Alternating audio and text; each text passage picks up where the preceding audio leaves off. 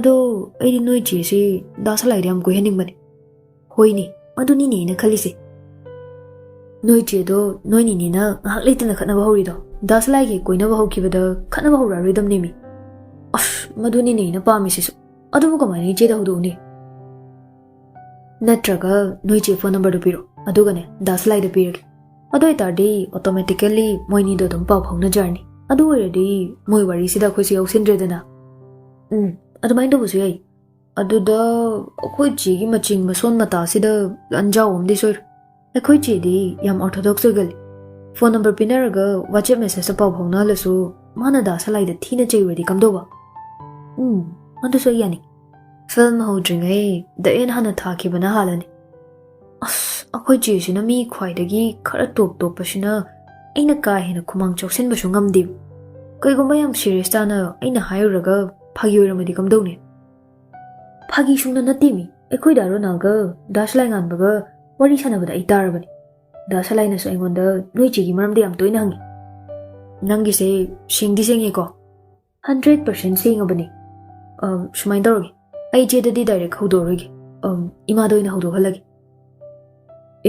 ꯌꯥꯏꯅꯤ ꯃꯗꯨ ꯑꯥꯏꯗꯤꯌꯥꯗꯨꯁꯨ ꯑꯩꯈꯣꯏ ꯆꯦꯒꯤ ꯑꯋꯥꯕꯁꯤ ꯃꯧꯄ꯭ꯋꯥ ꯅꯨꯄꯥ ꯑꯃ ꯑꯣꯏꯅ ꯑꯩ ꯌꯦꯡꯕ ꯉꯝꯗ꯭ꯔꯦ ꯑꯗꯨꯅ ꯗꯥꯁꯂꯥꯏꯒ ꯑꯩꯈꯣꯏ ꯆꯦꯒ ꯃꯈꯣꯏꯅꯤꯁꯦ ꯖꯨꯔꯥ ꯁꯦꯝꯗꯕ ꯁꯨꯡꯌꯥ ꯌꯥꯗ꯭ꯔꯦ ꯑꯣꯜ ꯗ ꯕꯦꯁ ꯑꯩꯒꯤ ꯁꯥꯏꯠꯇꯩꯁꯨ ꯑꯉꯝꯕ ꯃꯇꯦꯡ ꯄꯥꯡꯅꯤ ꯑꯗꯨꯗꯤ ꯑꯩ ꯐꯣꯟ ꯊꯝꯃꯒꯦ ꯍꯣꯏ ꯊꯝꯃꯣ ꯒꯨꯗ ꯅꯥꯏꯠ ꯁꯦꯝ ꯇꯨ ꯌꯨ ꯁꯣꯅꯨꯁꯨ ꯐꯣꯟꯗꯨ ꯊꯝꯈ꯭ꯔꯦ ꯃꯆꯦꯒꯤꯗꯃꯛ ꯈꯟꯕꯗ ꯋꯥꯖꯔꯕ ꯌꯥꯏꯑꯣꯏꯕꯅꯤ ꯑꯍꯥꯟꯕꯗ ꯃꯥꯁꯨ ꯔꯣꯅꯥꯜꯒꯤ ꯃꯃꯥꯟꯅꯕ ꯑꯃꯗꯤ ꯃꯥꯒꯁꯨ ꯈꯪꯅꯕ ꯁꯂꯥꯏꯉꯥꯟꯕꯅ ꯃꯥꯒꯤ ꯃꯆꯦ ꯇꯝꯐꯥꯁꯅꯥꯕꯨ ꯊꯃꯣꯏ ꯁꯦꯡꯅ ꯅꯨꯡꯁꯤꯖꯩ ꯄꯥꯝꯖꯩ ꯍꯦꯛ ꯈꯪꯂꯛꯄ ꯃꯤꯀꯨꯞꯇ ꯃꯍꯥꯛ ꯁ꯭ꯄꯤꯆꯂꯦꯁ ꯑꯣꯏꯈꯤ ꯃꯌꯥ ꯀꯥꯗꯨꯅ ꯂꯩꯈꯤ ꯃꯪ ꯅꯠꯇꯦ ꯇꯥꯏꯕꯪꯅꯤ ꯍꯟꯖꯤꯟ ꯍꯟꯖꯤꯟ ꯃꯁꯥꯅ ꯃꯁꯥꯕꯨ ꯊꯥꯖꯅꯕ ꯍꯥꯏꯖꯈꯤ ꯅꯣꯡꯃ ꯅꯣꯡꯃꯒꯤ ꯃꯆꯦꯒꯤ ꯃꯇꯥꯡꯗ ꯏꯃꯨꯡꯁꯤꯗ ꯏꯁꯨ ꯃꯆꯥ ꯃꯆꯥ ꯊꯣꯛꯄꯁꯤ ꯌꯦꯡꯕ ꯉꯝꯗ꯭ꯔꯗꯨꯅ ꯃꯧꯄꯥ ꯅꯨꯄꯥ ꯑꯃ ꯑꯣꯏꯅ ꯃꯆꯦꯒꯤ ꯅꯨꯄꯥ ꯃꯥꯒꯤꯅ ꯃꯕꯥꯏ ꯊꯤꯔꯒꯦ ꯈꯟꯈꯤꯕꯅꯤ ꯍꯟꯗꯛ ꯃꯇꯥꯡꯁꯤ ꯌꯥꯕ ꯃꯔꯝ ꯌꯥꯝꯅ ꯂꯩ ꯈꯟꯗꯨꯅ ꯍꯧꯖꯤꯛꯇꯤ ꯃꯍꯥꯛ ꯃꯆꯦꯒꯤ ꯉꯥꯛꯂꯧ ꯑꯣꯏꯔꯒꯦ ꯈꯟꯈꯤ ꯍꯣꯏ ꯃꯥꯅ ꯃꯈꯥ ꯊꯥꯕ ꯑꯣꯏꯔꯨꯕꯅ ꯍꯥꯏꯕꯗ ꯌꯥꯝꯅ ꯁꯦꯟꯁꯤꯇꯤꯚ ꯑꯣꯏꯕ ꯈꯧꯇꯛ ꯆꯥꯕ ꯋꯥꯐꯝꯁꯤ ꯍꯧꯗꯣꯛꯄ ꯉꯝꯗꯕ ꯈꯛꯇꯪ ꯉꯥꯏꯔꯦ ꯑꯌꯨꯛꯇꯨ ꯉꯁꯤꯗꯤ ꯅꯣꯡꯁꯨ ꯊꯤꯠꯂꯤ ꯆꯨꯏ ꯏꯉꯦꯟꯒꯤ ꯑꯇꯤꯌꯥꯗ ꯑꯃꯪꯕ ꯅꯣꯡ ꯄꯨꯕ ꯑꯃꯨꯕ ꯂꯩꯆꯤꯜꯅ ꯑꯇꯤꯌꯥꯗꯨꯒꯤ ꯂꯩꯇꯦꯡ ꯑꯣꯏꯔꯤ ꯑꯗꯨꯕꯨ ꯇꯝꯕ ꯉꯝꯕꯗꯤ ꯅꯠꯇ꯭ꯔꯤ ꯋꯦꯗꯔꯗꯨ ꯈꯔꯁꯨ ꯆꯤꯜ ꯑꯣꯏ ꯅꯤꯡꯊꯝꯊꯥꯒꯤ ꯑꯌꯨꯛꯀꯨꯝ ꯏꯪꯉꯤ ꯑꯏꯪꯕ ꯅꯨꯡꯁꯤꯠꯁꯨ ꯁꯤꯠꯂꯤ ꯇꯝꯐꯥꯁꯅꯥꯁꯨ ꯃꯥꯒꯤ ꯀꯥꯗꯨ ꯂꯣꯏꯁꯤꯜꯂꯤ ꯃꯃꯥꯏ ꯃꯃꯤꯠꯇꯨ ꯏꯄꯣꯝ ꯄꯣꯝꯂꯗꯨꯅ ꯃꯄꯥ ꯏꯕꯨꯡꯉꯣꯗꯤ ꯅꯣꯡ ꯆꯨꯔꯁꯨ ꯃꯥꯒꯤ ꯅꯣꯡꯃꯒꯤ ꯋꯥꯀꯤꯡ ꯆꯠꯍꯧꯗꯕ ꯌꯥꯗꯦ ꯈꯟꯗꯨꯅ ꯁꯥꯇꯤꯟ ꯑꯃꯒ ꯅꯣꯡ ꯃꯔꯛꯇꯨꯗ ꯆꯠꯈꯤ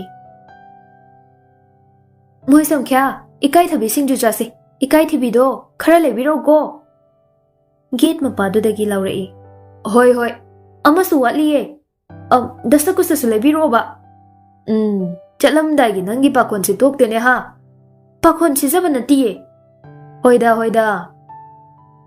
ꯅꯣꯛꯇꯨꯅ ꯂꯩꯍꯧꯏ ꯁꯤꯖꯇꯣꯝꯕꯤ ꯃꯥꯡꯒꯣꯟꯗꯨꯗ ꯂꯦꯞ ꯃꯄꯨꯔꯣꯏꯕꯅ ꯆꯠꯈꯤꯕꯗꯨ ꯌꯦꯡꯂꯒ ꯂꯩ ꯏꯃꯥ ꯋꯥꯔꯤ ꯑꯝꯇ ꯁꯥꯟꯅꯁꯤ ꯇꯨꯡ ꯍꯟꯅ ꯌꯦꯡꯊꯣꯛꯂꯨꯕꯗ ꯌꯥꯏꯑꯣꯏꯕ ꯂꯦꯞꯇꯨꯅ ꯂꯩꯔꯝꯃꯤ ꯃꯃꯥꯒꯤ ꯈꯨꯗꯥꯡꯗꯨ ꯇꯥꯞ ꯂꯥꯎꯅ ꯄꯥꯏꯔꯒ ꯃꯥꯒꯤ ꯀꯥꯗ ꯆꯤꯡꯁꯤꯟꯈꯤ ꯄꯨꯡꯈꯥꯏ ꯑꯃꯒꯤ ꯃꯌꯥ ꯐꯥꯎꯕꯗꯤ ꯃꯃꯥ ꯃꯆꯥ ꯀꯥꯗꯨꯒꯤ ꯃꯅꯨꯡꯗ ꯁꯨꯔꯨ ꯅꯩꯅꯔꯒ ꯂꯩ ꯌꯥꯝꯅ ꯑꯔꯨꯕ ꯃꯤꯁꯟ ꯑꯃ ꯆꯪꯂꯝꯗꯥꯏꯒꯤ ꯄ꯭ꯂꯥꯟ ꯌꯥꯠꯄꯁꯨ ꯃꯥꯜꯂꯤ ꯃꯃꯥ ꯃꯆꯥꯒꯤ ꯃꯑꯣꯡ ꯃꯇꯧꯗꯣ ꯉꯪꯕ ꯌꯥꯕ ꯉꯪꯅꯔꯕ ꯃꯇꯨꯡ ꯏꯃꯥꯒꯤ ꯏꯕꯨꯡꯉꯣ ꯌꯥꯏꯑꯣꯏꯕ ꯐꯥꯒꯤꯗꯤ ꯅꯠꯇꯦꯀꯣ ꯏꯃꯥ ꯁꯤꯕꯨ ꯐꯥꯒꯤ ꯌꯥꯕ ꯃꯇꯥꯡꯔꯅꯦ ꯏꯃꯥ ꯇꯧꯒꯦ ꯌꯦꯡꯉꯨ ꯅꯆꯦꯁꯦ ꯏꯃꯥꯅ ꯁꯣꯏꯗꯅ ꯅꯣꯏꯒꯤ ꯗꯥꯁꯂꯥꯏ ꯍꯥꯏꯗꯨꯗꯅꯦ ꯅꯝꯗꯅ ꯄꯤꯒꯦ ꯏꯆꯦ ꯃꯑꯣꯡꯁꯤꯗ ꯌꯥꯗꯤ ꯌꯥꯔꯛꯇꯣꯏꯗꯤ ꯃꯥꯟꯈꯤꯗ꯭ꯔꯦꯗ ꯍꯥꯏ ꯍꯟꯗꯛꯀꯤꯁꯤꯗꯤ ꯌꯥꯗꯕꯒ ꯌꯥꯔꯣꯏ ꯀꯔꯤꯒꯨꯝꯕ ꯌꯥꯗ꯭ꯔꯒꯗꯤ ꯅꯟꯅꯤ ꯏꯕꯦꯊꯣꯏꯅ ꯁꯤꯟꯕ ꯃꯉꯣꯟꯗꯒꯤ ꯍꯦꯟꯅ ꯂꯤꯕ ꯄꯥꯈꯪ ꯑꯔꯤꯕꯗꯨꯗ ꯂꯩꯈꯤꯕ ꯇꯥꯕꯅꯤꯅꯦ ꯇꯜꯂꯤꯗ ꯄꯥꯈꯪ ꯑꯔꯤꯕꯗꯨꯗ ꯏꯕꯥꯏꯒ ꯀꯧꯕꯗꯤ ꯏꯃꯥ ꯊꯦ ꯆꯥꯟꯅꯗꯣꯏ ꯃꯥꯟꯗꯦꯕ ꯍꯣꯏꯁꯦ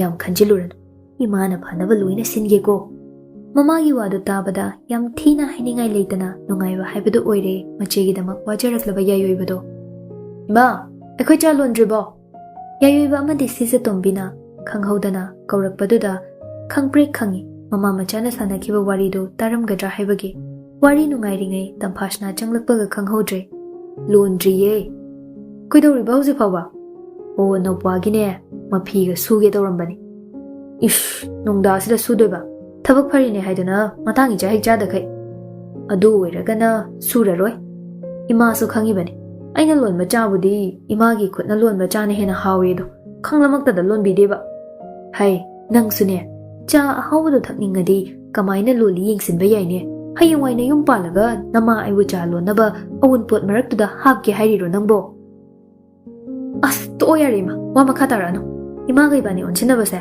ꯍꯨꯏꯒꯤ ꯍꯧꯗꯣꯡꯗꯧꯅ ꯍꯦꯛ ꯇꯧꯏ ꯋꯥ ꯉꯥꯡꯅꯕꯗ ꯕ꯭ꯔꯦꯛ ꯐꯥꯗꯕꯤ ꯁꯤꯖꯇꯣꯝꯕꯤꯗꯣ ꯉꯁꯤꯗꯤ ꯀꯔꯤ ꯈꯜꯂꯨꯔꯕꯅꯣ ꯈꯪꯗꯦ ꯃꯆꯥ ꯌꯥꯏꯑꯣꯏꯕꯒꯤ ꯋꯥ ꯇꯥꯔꯨꯕꯗꯒꯤ ꯕ꯭ꯔꯦꯛ ꯈꯪꯐꯥ ꯐꯥꯈꯤꯕꯗꯧꯅ ꯇꯧꯏ ꯑꯗꯨꯒ ꯌꯥꯝꯅ ꯏꯪꯖ ꯇꯞꯆꯅ ꯊꯦꯝꯖꯤꯟꯕ ꯃꯥꯟꯕꯒꯤ ꯃꯑꯣꯡꯗ ꯌꯦꯡꯉꯣꯏ ꯏꯃꯥꯅ ꯁꯨꯝ ꯄꯉꯥꯡ ꯉꯥꯡꯕꯅꯤ ꯅꯪ ꯀꯔꯤꯝꯇ ꯈꯜꯂꯨꯅꯨ ꯏꯃꯥꯅꯦ ꯆꯥ ꯂꯣꯜꯂꯛꯑꯒꯦꯀꯣ ꯁꯤꯖꯇꯣꯝꯕꯤꯒꯤ ꯃꯇꯧꯗꯨꯗ ꯏꯉꯛꯉꯛꯅ ꯌꯦꯡꯗꯨꯅ ꯂꯩꯍꯧꯏ ꯍꯧꯖꯤꯛꯇ ꯏꯁꯧ ꯂꯥꯡꯂꯝꯂꯒ ꯀꯔꯤꯝꯇ ꯇꯧꯗꯕ ꯁꯥꯗꯨꯅ ꯆꯥꯛꯈꯨꯝ ꯆꯪꯈꯤꯕꯗꯨꯗ ꯉꯁꯤꯗꯤ ꯃꯥꯒꯤ ꯁꯨꯇꯤ ꯇꯥꯏ ꯍꯥꯏꯗꯨꯅ ꯃꯥꯒꯤ ꯀꯥꯗꯒꯤ ꯍꯦꯟꯗꯣꯛꯅꯤꯡꯗ꯭ꯔꯦ ꯅꯣꯡꯁꯨ ꯑꯗꯨꯝ ꯅꯣꯡꯖꯨꯊꯥ ꯑꯣꯏꯕꯒꯤ ꯊꯤꯠꯂꯤ ꯊꯤꯠꯂꯤ ꯆꯨꯔꯤ ꯑꯗꯨꯅ ꯋꯦꯗꯔꯁꯤ ꯈꯔ ꯗꯜ ꯑꯃꯗꯤ ꯕꯣꯔꯤꯡ ꯑꯣꯏꯕꯅꯤ ꯃꯍꯥꯛ ꯃꯥꯒꯤ ꯀꯥꯗꯒꯤ ꯍꯦꯟꯗꯣꯛꯅꯤꯡꯕ ꯐꯥꯎꯗ꯭ꯔꯦ ꯃꯃꯥꯅ ꯆꯥ ꯂꯣꯟꯕ ꯍꯦꯛ ꯂꯣꯏꯕꯒ ꯃꯍꯥꯛꯅ ꯌꯥꯝꯅ ꯄꯥꯝꯖꯕ ꯃꯥꯒꯤ ꯂꯛꯀꯤ ꯀꯞꯇꯨꯗ ꯆꯥꯒ ꯕ꯭ꯔꯦꯗꯀ ꯄꯨꯁꯤꯜꯂꯛꯏ ꯇꯦꯕꯜꯗꯨꯗ ꯃꯥꯗꯤ ꯐꯝ ꯊꯣꯡꯅꯥꯎꯗꯨꯗ ꯌꯦꯡꯗꯨꯅ ꯂꯩ ꯃꯃꯥꯡꯗꯅ ꯂꯥꯏꯔꯤꯛ ꯈꯔꯁꯨ ꯊꯝꯃꯤ ꯎꯄꯥꯜ ꯋꯥꯄꯥꯜꯗꯒꯤ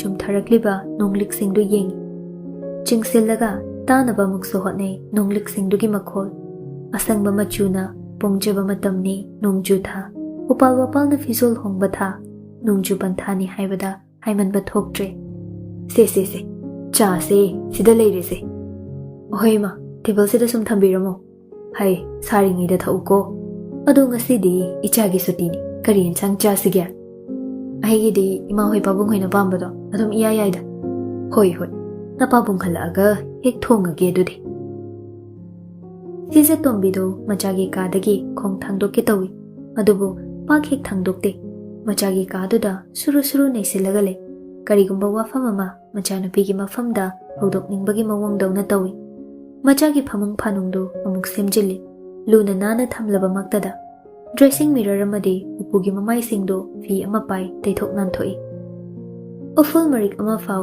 ꯊꯤꯕꯗ ꯋꯥꯔꯕ ꯀꯥꯗꯨꯒꯤ ꯃꯅꯨꯡꯗ ꯀꯔꯤ ꯂꯩ ꯍꯥꯏꯗꯨꯅ ꯀꯣꯏꯊꯤ ꯊꯤꯔꯤ ꯅꯥꯟꯊꯣꯛꯇꯣꯏꯒꯤ ꯑꯗꯨꯕꯨ ꯇꯧꯔꯤꯕ ꯍꯥꯏꯗꯨꯅꯤ ꯉꯥꯏꯍꯥꯛꯀꯤ ꯑꯣꯏꯔꯣꯏꯗꯕ ꯊꯕꯛ ꯑꯃ ꯇꯝꯐꯥꯁꯅꯥꯗꯤ ꯊꯣꯡꯅꯥꯎꯗ ꯌꯦꯡꯅ ꯆꯥꯗꯨ ꯊꯛꯏ ꯃꯍꯥꯛꯁꯨ ꯊꯣꯏꯅꯕꯨ ꯎꯔꯨꯗꯦ ꯃꯃꯥꯅ ꯃꯥꯒꯤ ꯀꯥꯗꯨꯗ ꯁꯨꯔꯨ ꯁꯨꯔꯨ ꯅꯩꯁꯤꯜꯂꯒ ꯂꯩꯕꯗꯨ ꯇꯩꯊꯣꯛ ꯅꯥꯟꯊꯣꯛꯂꯤꯗꯨ ꯍꯦꯛ ꯎꯔꯨꯔꯦ ꯆꯥ ꯀꯞꯇꯨ ꯈꯨꯠꯅ ꯄꯥꯏꯔꯝꯕꯗꯒꯤ ꯇꯦꯕꯜꯗꯨꯗ ꯊꯝꯂꯒ ꯏꯃꯥ ꯀꯩꯁꯨ ꯃꯣꯠꯇꯕꯅꯤ ꯑꯩꯅꯗꯤꯅꯦ ꯅꯪꯒꯤ ꯀꯥꯁꯤꯗ ꯄꯥꯛ ꯍꯦꯛ ꯆꯪꯗꯕꯅꯤꯅ ꯃꯣꯠꯂꯕꯣꯏ ꯇꯝꯃꯅꯤꯡꯉꯤꯅꯦ ꯅꯨꯡꯇꯤꯒꯤ ꯑꯩꯅ ꯑꯗꯨꯝ ꯁꯦꯡꯕꯅꯤ ꯏꯃꯥꯒꯤ ꯏꯕꯦꯝꯃ ꯇꯝꯐꯥꯁꯅꯥ ꯏꯃꯥ ꯉꯁꯤꯗꯤ ꯅꯪꯉꯣꯟꯗ ꯋꯥ ꯃꯌꯥꯝ ꯑꯃ ꯍꯥꯏꯅꯤꯡꯕ ꯂꯩ ꯍꯥꯏꯅꯤꯡꯉꯗꯤ ꯑꯗꯨꯝ ꯍꯥꯏꯌꯨ ꯀꯩꯗꯧꯒꯦ ꯏꯃꯥ ꯑꯩꯁꯨ ꯈꯜꯂꯕꯅꯤ ꯏꯃꯥꯒꯤ ꯃꯑꯣꯡꯁꯦ ꯎꯄꯨ ꯇꯩꯊꯣꯛꯆꯩ ꯍꯥꯏꯕꯒꯤ ꯋꯥꯅꯤ ꯑꯩꯉꯣꯟꯗ ꯍꯥꯏꯅꯤꯡꯕ ꯋꯥ ꯑꯃꯗꯤ ꯁꯣꯏꯗꯅ ꯂꯩꯔꯝꯒꯅꯤ ꯍꯥꯏꯕ ꯑꯩꯁꯨ ꯏꯔꯥꯏ ꯂꯥꯏꯅ ꯈꯪꯉꯤꯗ ꯑꯩꯁꯦ ꯏꯃꯥꯒꯤ ꯃꯆꯥꯅꯤ ꯏꯃꯥꯒꯤ ꯁꯣꯔꯗꯣ ꯀꯃꯥꯏꯅ ꯍꯣꯟꯒꯦ ꯑꯩꯁꯨ ꯈꯪꯉꯤ ꯈꯪꯈꯤꯕꯁꯤꯅ ꯅꯪꯅ ꯈꯪꯗꯕꯁꯤ ꯂꯩꯇꯦꯀꯣ ꯑꯗꯨꯕꯨ ꯅꯪꯅ ꯈꯪꯗꯕ ꯑꯃꯗꯤ ꯂꯩ ꯀꯩꯅꯣ ꯀꯩ ꯈꯪꯗ꯭ꯔꯒꯦ ꯍꯥꯏꯁꯦ ꯑꯣ ꯊꯃꯣꯏꯒꯤ ꯅꯤꯡꯉꯥꯏ ꯀꯔꯝꯅ ꯊꯦꯝꯅꯤ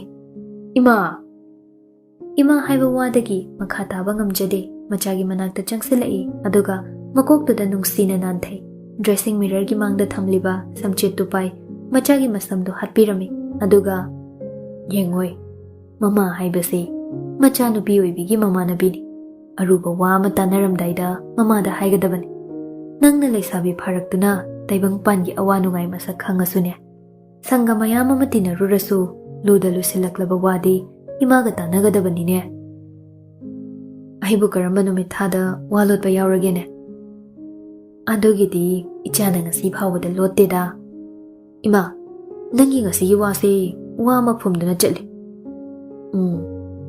ꯏꯃꯨꯡꯁꯤꯗ ꯑꯣꯏꯔꯛꯂꯤꯕ ꯑꯍꯣꯡꯕ ꯂꯥꯟꯖꯥꯎ ꯃꯆꯥ ꯁꯣꯛꯅꯔꯤꯕ ꯃꯔꯛꯁꯤꯗꯅꯦ ꯅꯪꯁꯨ ꯅꯪꯒꯤ ꯂꯝꯕꯤ ꯑꯃ ꯌꯦꯡꯅꯕ ꯍꯣꯠꯅꯔꯣ ꯑꯩꯅ ꯅꯪꯕꯨ ꯌꯥꯝꯅ ꯆꯠꯍꯟꯅꯤꯡꯗꯨꯅ ꯍꯥꯏꯕꯗꯤ ꯅꯠꯇꯦ ꯅꯤꯡꯉꯣꯜꯅ ꯃꯄꯥꯝꯗ ꯃꯪ ꯑꯣꯏꯌꯨ ꯍꯥꯏꯕ ꯂꯩꯇꯦꯅꯦ ꯍꯧꯖꯤꯛꯇꯤ ꯅꯍꯥꯛ ꯃꯇꯤꯛ ꯆꯥꯔꯤ ꯏꯟꯈꯠꯂꯛꯄ ꯃꯇꯝꯗ ꯆꯩꯅꯥꯈꯣꯜ ꯑꯃ ꯐꯪꯈꯤ ꯍꯥꯏꯕꯁꯤꯒꯤꯗꯃꯛ ꯊꯃꯣꯏꯒꯤ ꯊꯣꯡꯅꯥꯎ ꯄꯨꯝꯅꯃꯛ ꯂꯣꯟꯁꯤꯜꯂꯒ ꯅꯨꯡꯁꯤꯕꯕꯨ ꯅꯪꯅ ꯂꯥꯞꯅ ꯏꯟꯊꯣꯛꯈꯤꯕꯗꯤ ꯆꯨꯝꯗꯦꯅ ꯈꯜꯂꯤ ꯅꯍꯥꯟꯈꯩ ꯑꯣꯏꯔꯁꯨ ꯉꯁꯤ ꯏꯃꯥꯅ ꯅꯪꯒꯤ ꯅꯐꯝꯗ ꯍꯥꯏꯔꯤꯕ ꯋꯥꯁꯦ ꯑꯅꯤꯔꯛ ꯁꯨꯅ ꯅꯪꯒꯤ ꯅꯐꯝꯗ ꯍꯥꯏꯔꯣꯏ ꯅꯪꯒꯤ ꯄꯨꯟꯁꯤꯗ ꯏꯃꯥꯅ ꯑꯋꯣꯠꯄ ꯁꯥꯗꯨꯅ ꯈꯨꯠ ꯊꯤꯡꯖꯤꯟꯕꯁꯨ ꯅꯠꯇꯦ ꯅꯪ ꯑꯃꯨꯛꯇꯗꯤ ꯈꯜꯍꯟꯅꯤꯡꯉꯤ Naitom taba punsi amatana nu asuma kalam na nu amoy haibasimadhi nang kauganu.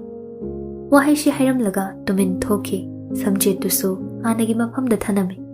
Kadagi thoklamdai pukningda marolama loli sijatombi. Nahan kai. Hujikti ingna chikna thabak tobatai. Sidagidi mathang parase tapna paikhatpa. Tahaba yadre. Sijatombi machagi kadagi khong kan thokre mamagi wahai singduna ngasidi tumina matindu yothai tamphashna so nahan kai khalamba wakaldudagi khazikna thairaga khanba horakle. Mamangda khuthikre haidunabo hojik amuk hanjin khuthigadra thazaba mangkre haiduna amuk hanjin thazaba mangni haiba leite. Aduna thamoi mabu anoba tanja ama bifamdi thoi. Nungsibabu yeknabo ina ubadi langani khalli. Wakhalgi marakta urei saktam magi saktam. Salaingan bana mukai horari. Nungsibagi maramda hek khalakpada mabu hekta uraklibasi kari maram leibano haiduna amuk madom wahang hangjay. Haujikan se kinum tauriko. Mahausaga iman manadaba igi sajat lichat pumna makhong badawna. Magi wakhaldo laksinaba haiduna breakfast to muk tauri. Breakfast to loirakpa matamda mangda thamliba lairik ama hek faklu. Bor sahib umbi sanatombi. Sanatombi warida magi wakhalgi pothafam thiri. Novel dudagi akhanaba page khara fakli. Yauriba wahi paring singdu parubada mangluraba nungshibado anjilakpagum phawi. Khangde kari mishum balaiwa yauba wahi paring singno mana khanduna paruriba. Ngai hakti mahang bor sahib umbi sanatombigi punsido yamna nungshirui. Yeknabani khanglaba mahakto karigi nungsirui karigi thamoi pirui. Awang bapal kaya nam khaiduna magi makada kathokle. Machinda murum son mamita laksinduna sanatombi amadi Maxwell gi saktam yenglui. Poloi phasakidaba waridugi poloi phasahaninglui. Karigi Maxwell na sanatombi bu England da pubi khide. Mama lebak na hina lumna laukibanara sanatombi na Maxwell gi matung inaduna England da chatkidaba. Fiction world da punsina ngayakti ojaba thiri wakhal na seidang pham oiduna.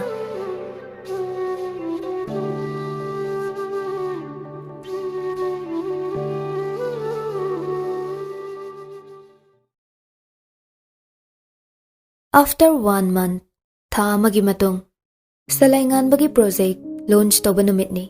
Magi mama mapa, company ki staff sing, well wisher mayam ga loinana, media sing, reporter singi mamangda launch story, classic grande da. Nupur sumagi na kandu da family. Yamna chawba, event ama haibado oiri, meeting live da, YouTube ki khuthang da, live streaming tori. Lamdam sigi masak nairaba, personality show na tilli, event sida. Even national media singsu present tauri. G20 amadi look is policy gasu khara related oibana yamna chawba huge impact pigadaba event amadi oiri. Machana mai pakpagi lambida stepping stone ama phangba hobasi taruni gi maphamdadi asuki matik nungaiba ama haibado oi. Karigidi nungairoi. Ngasigi machagi mai pakpagi mikupsini taruni na yamna wana ngaijakhibaso.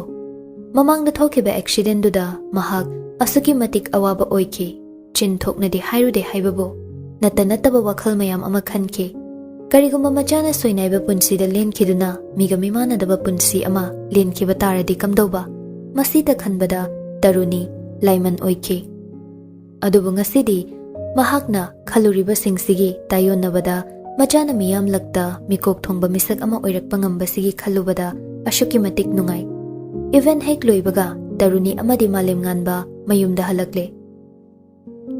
Yum yobaga mafifau hongdre. Moy pabo, ngasay nupur haina nupi macha ma yauri dubu. Ekhoy salaingan bagi project advisor ni ne. Masak na marola mapazariba. Ngasay mana ne, ayi khong soklaga ima haina khoiramakpado kaya di nung sikre. Modern sidabu hongna lonchet khangba imungi macha masuni haiba magi mawongduna tai. Aidi kaya da nung siruri. Pukning dum nung siduna aidi kapu kapning lurabani. Mama nang na marolama kari dabu kapning linu matang duda. Ho nupa noina di khangaroi nupi aikhoy gi emotion se. Madugi matang dumane akhoi di khangjalak jade da. Aidi ne nangi nupurdo icha imau dumoiba pamebo. Karinoda, onthong thujilaida. Moi baba, phagi nate. Aidi cha salai nganbagi, mana khwaidagi matik chari na khali. Sinpham manaba, wakhalon tinaba haibase, 1 in a million. Khangde, aigi wadine, nupi machadugi ahalaman singa tanaraga, hojikdagine, engage tawraga thambana phani. Nga ida ko mama nangse. Mi macha ningodugi, apampam da haiba masu leiramni. Hojiki matam sida matik chaba mi amabu, magi khangna janaba leiramla. Pami haine hekta changsiluba yaba natine. Aina si yawna hairaise, maram ama leibagini. Oiba yaba, maram yam leibagini. Nangi oiba yaba maramdo, aiba mukta khangningkreda. Ho ngasigi event to ne, aidi yam kupna, nupi machadugi behavior do, observe do. Magi body language, gesture. Aigi jasalaida, wakhal ama khanba mali haibase, magi mawong matawna, ngasai na ingonda phawkrabani. Parasu phatrasu aise, ojani khangaba. Ai amana si yawna manung hanjina, uba ngamlubana, mabu aigi ichagi, imaw oirage khali. Tarai na hekta, decision chilawrakpa natine. Nangse, yamna deep thinking to bo mini ne. Hera, matang sidabu irai lai na hekta khanba yadibo, adu ada khangde. Aidi nupi macha sigi mari makhong, thiba horadabani. Aidi ne, nangna sina phare haibado, adu adum yare. Malem nganbadi wa makha takhidre, mapuroibagi wadu tabada, apenba haibado phawrabini taruni. Makha kaidoba yai khali. Overnight da, salai nganba magi career da, success fanglaba mishak ama haibado oire. Mana tha kaya tumba chaba khangdana hotna jakibadugi mahai fangle. Miyamna masak khangba personality ama oire, a well-known entrepreneur. Magi anoba yawon sigi pao, radio da, TV da, newspaper da, yaudaba yaudre. AIR radio station ge, Naharal Khonjel ge, program section da, salai nganbagi interview lo wajatnaba wa khanari. Interview do, law nanaba program producer na tampashna bu khalle.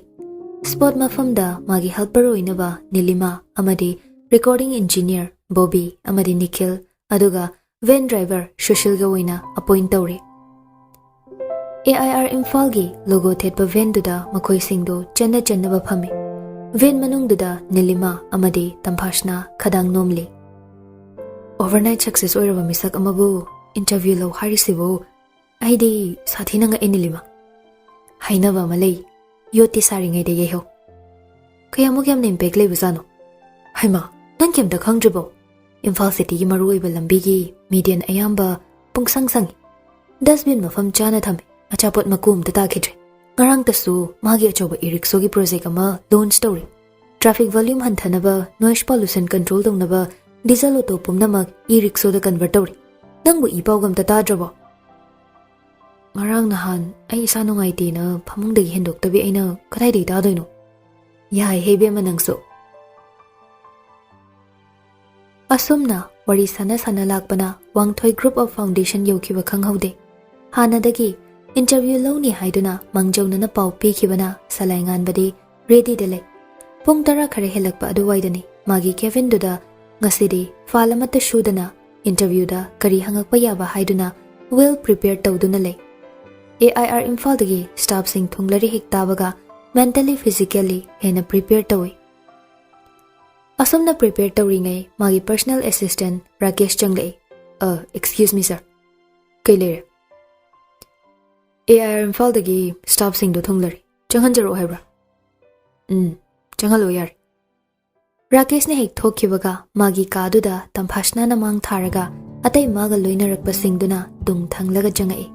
Mikupsi karini haini, pungjasi karini haina saithagani. Salay nganba oirambaduda Tampashna di pungak ngagle. Mamit ani du lauthokduna yengduna le. Mana ukhiba salay nganbaduna te ngasi mana uriba. Yamna formal oina leiramba magi striking feature na mangda nganthoiduna leirambana ngakpana kham thengle. Manglan gi lairimbi mabu mangmanghan biribra. Pugning da fawrakliba ithel sida mahak masado leitafam khangde. Ngaksamda yaliba magi ID do makhutna suru pairaga lay. Changsin basungamda lengbo otpayada khongfam amana mabu lepkhiba mafam amadagi hendokpa yaroi.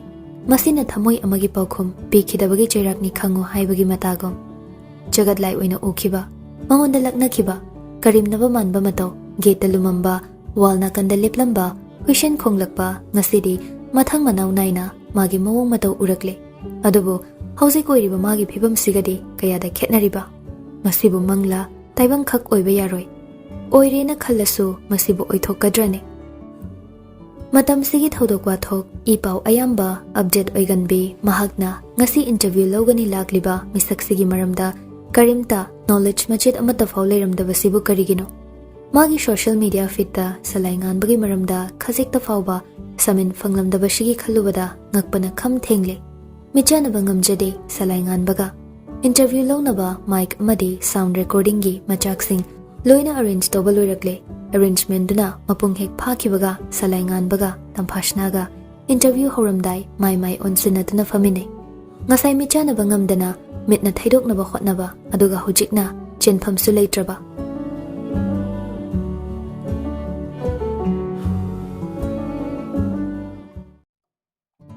ꯅꯍꯥꯔꯣꯜ ꯈꯣꯟꯖꯦꯜ ꯇꯥꯕꯤꯔꯤꯕ ꯂꯤꯁꯅꯔꯁꯤꯡꯒꯤ ꯃꯐꯝꯗ ꯉꯁꯤꯗꯤ ꯂꯝꯗꯝꯁꯤꯒꯤ ꯌꯨꯠ icon ꯑꯃ ꯑꯣꯏꯔꯤꯕ ꯃꯤꯁꯛ ꯑꯃꯒ ꯎꯅꯗꯨꯅ ꯋꯥꯔꯤ ꯋꯥꯇꯥꯏ ꯁꯥꯟꯅꯕꯒꯤ ꯇꯥꯟꯖꯥꯗꯨ ꯂꯧꯖꯒꯦ ꯌꯥꯝꯅ ꯅꯍꯥ ꯑꯣꯏꯅ ꯑꯅꯧꯕ ꯔꯤꯚꯣꯂꯨꯁꯟ ꯑꯃ ꯏꯟꯚꯥꯏꯔꯟꯃꯦꯟ ꯑꯃꯗꯤ ꯀ꯭ꯂꯥꯏꯃꯦꯠꯇ ꯀꯟꯖꯔꯕ ꯇꯧꯅꯤꯡꯕꯒꯤ ꯋꯥꯈꯜ ꯑꯃꯒ ꯂꯣꯏꯅꯅ ꯑꯆꯧꯕ ꯏꯅꯣꯠ ꯑꯃ ꯍꯥꯞꯂꯤꯕ ꯃꯨꯇꯨꯝ ꯁꯂꯥꯏ ꯉꯥꯟꯕꯒꯅꯤ ꯏꯍꯥꯟ ꯍꯥꯟꯕꯃꯛꯇꯗ ꯁꯂꯥꯏ ꯉꯥꯟꯕꯅ ꯐꯪꯈ꯭ꯔꯤꯕ ꯑꯦꯆꯤꯞꯃꯦꯟꯠꯁꯤꯡ ꯑꯁꯤꯒꯤꯗꯃꯛ AIR ꯏꯝꯐꯥꯜꯒꯤ ꯅꯍꯥꯔꯣꯜ ꯈꯣꯟꯖꯦꯜꯒꯤ ꯁꯦꯛꯁꯟꯗꯒꯤ congratulation ꯄꯤꯖꯔꯤ Thank you. Salai Nganbagi maramda introduction macha amta pibiyu. Salai Nganba tentakpa introduction macha ama pi. Masigi mathangda pungkhai amamukki awai akhum tawnei. Tamphashna na hangba Salai Nganbana paukhum piba. Question answer gi round gum loishelakpada Salai Nganbana youth singda magi oiba message ama pi. Madu hek loibaga interview do wind up tawi.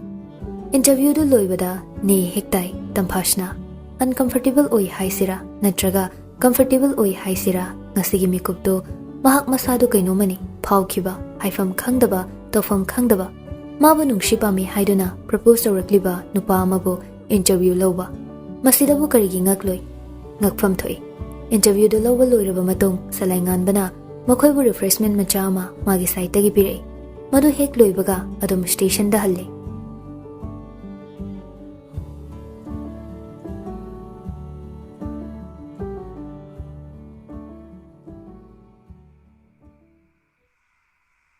Numitsimagi numidangi matam tumlamdaigi mikup tumthaba yadre oida amuk on yeta amuk on lungna amuk hip amuk chip na hip tilai khumbina lingling chatpagum masado kainum tawre mamitu ishingi hek tawga mitmangda Salai Nganba hekta urei ngasi magi ukiba saktam karamnadi kawgani magi aduguma matawduna oire hena paukhong chaliba magi sibo aibu laknaribra nahanmuk unakiba magi mawong mataw aduga ngasi mana oiramliba saktam tawshinabadi natte mana uriba khuding tasingba taruba karamba mapu magi thawin sinna thengna haliba khallubada mangi thodok amadagi hekta daba thodok ama makumang adumakni haigadra adubu masina makumang karamna oigani asengba mitmangda thokliba thodo ai sei yoribra ten kraba wahi khakse hairamlaga shor sangna holamlaga mahak tumthanaba hotnei